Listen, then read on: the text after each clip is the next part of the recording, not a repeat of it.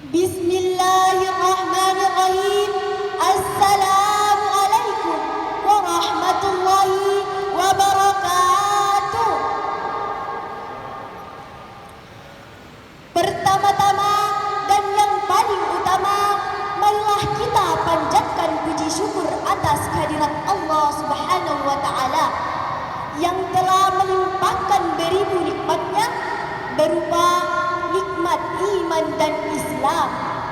Salawat beserta salam tetap tercurahkan kepada Raisul Anbiya Nabiullah Muhammad sallallahu alaihi wasallam.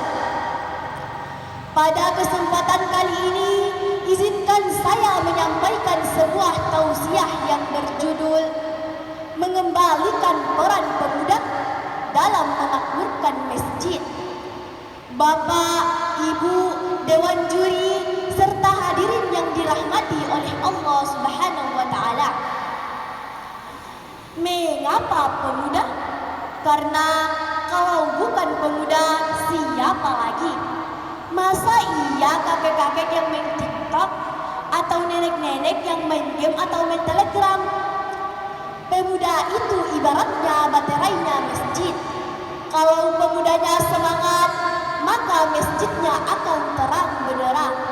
Tapi kalau pemudanya lemah, maka masjidnya akan redup. Dalam sejarah Islam, pemuda selalu menjadi ujung tombak perjuangan.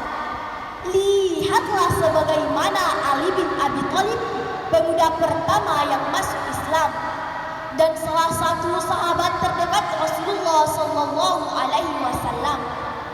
Kemudian Usamah bin Zaid pada usia 17 tahun, Rasulullah sallallahu alaihi wasallam menunjuknya sebagai panglima perang melawan Romawi. Kemudian Muhammad Al-Fatih pada usia 21 tahun, ia berhasil menaklukkan Konstantinopel.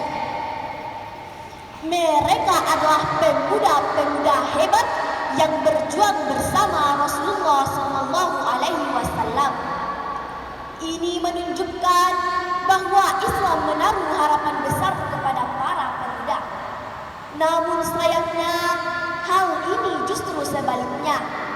Banyak masjid yang sepi dari anak-anak muda karena mereka lebih sibuk dengan gadget, media sosial, dan hiburan yang melalaikan. Bapak, Ibu, Dewan Juri, serta hadirin yang dirahmati oleh Allah Subhanahu wa taala. Allah Subhanahu wa taala berfirman dalam Al-Qur'an, A'udzu billahi minasy syaithanir rajim. Nahnu naqussu 'alaika naba'ahum bil haqq. Innahum fityatun amanu bi rabbihim wa zidnahum huda. Yang artinya, kami menceritakan kepadamu Muhammad kisah mereka dengan sebenarnya. Sesungguhnya mereka adalah pemuda-pemuda yang beriman kepada Tuhan mereka, dan kami tambahkan petunjuk kepada mereka.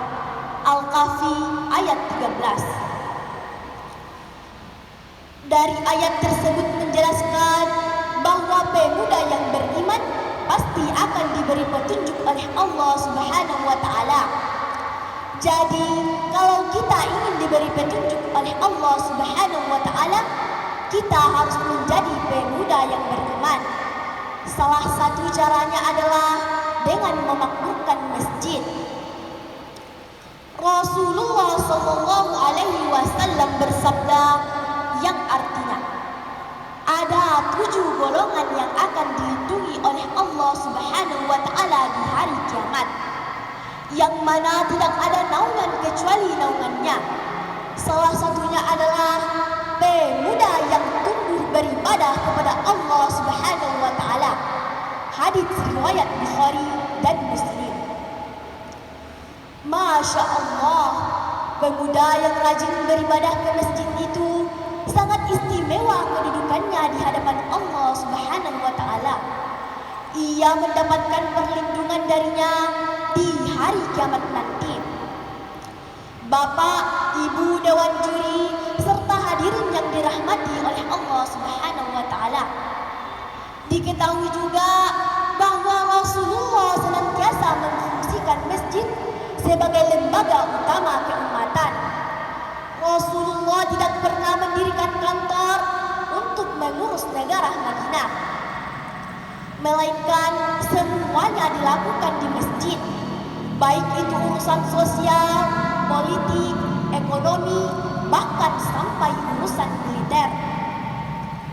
Oleh karena itu hadirin, pada kesempatan kali ini saya mengajak kepada para pemuda-pemudi khususnya di desa Bende ini untuk kembali bersatu dan senantiasa diri datang ke masjid untuk beribadah kepada Allah Subhanahu wa Ta'ala. Ingat, pemuda adalah harapan bangsa dan agama. Kalau pemudanya rajin datang ke masjid, maka insya Allah masjidnya akan maju. Dan kalau pemudanya malas-malasan datang ke masjid, maka yang ada kehancuran di mana-mana. Demikian yang dapat saya sampaikan, kurang lebihnya mohon dimaafkan. Burung Irian, burung cendrawasih. Cukup sekian dan terima kasih. Wallahu muwaffiq ila aqwamit thoriq. Assalamualaikum warahmatullahi wabarakatuh.